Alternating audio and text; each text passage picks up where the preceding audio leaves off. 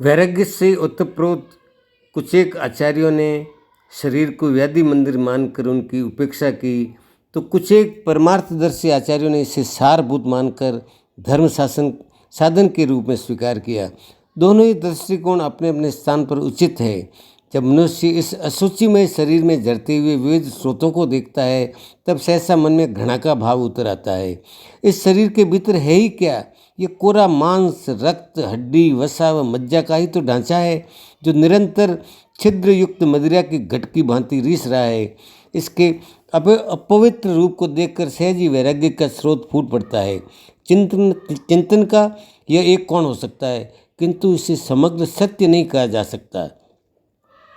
शरीर को देखने का एक दूसरा दृष्टिकोण भी है कि ये कितना सारभूत है। जिन 7 धातुओं से ये शरीर बना है, वे सभी नश्वर है। उस नश्वर शरीर में सारभूत तत्व की बातें करना अपने आप में उपहास का कारण भले ही हो, किंतु वह भी एक सच्चाई है।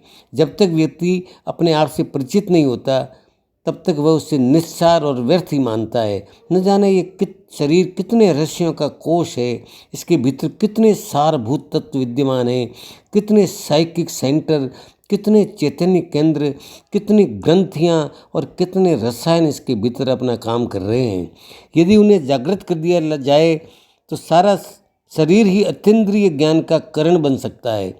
शरीर ही एक ऐसा माध्यम है जो आत्मा से परमात्मा तक और इंद्रिय ज्ञान से अतीन्द्रिय ज्ञान तक पहुंच सकता है। आज के शरीर शास्त्री मानते हैं कि मनुष्य के शरीर में एक महत्वपूर्ण तत्व है स्पाइनल कॉर्ड, पृष्ठ रज्जु, जो सभी प्राणियों में नहीं मिलता। यदि यही एकमात्र सारी शक्तियों का भांडागार है। मनुष्य ने अभी तक अपने अज्ञान और मूर्छा के कारण उन शक्तियों का मूल्यांकन नहीं किया और न ही कभी अपने भीतर उस सामर्थ्य को खोजने का एक प्रयत्न किया। अब तक उसका सारा ध्यान शरीर के बाह्य भाग तक ही सीमित रहा।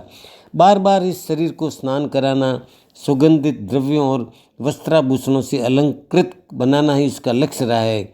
भगवान महावीर ने शरीर की यथार्थता को प्रकट करते हुए कहा है, शरीर माहु नावत्ति जीवो वोच्चै नावियो संसारो अन्नवो वुत्तो जन तरंती महेशिनो। शरीर एक नौका है, जीव नाविक है और संसार महासमुद्र है। महान मोक्ष की याचना करने वाला मनुष्य ही इस शरीर रूपी नौका के द्वारा महासमुद्र को तर सकता है। शरीर को नौका मानने का यह दृष्टिकोण उसके सारभूत तत्व को प्रकट करने का दृष्टि बिंदु है।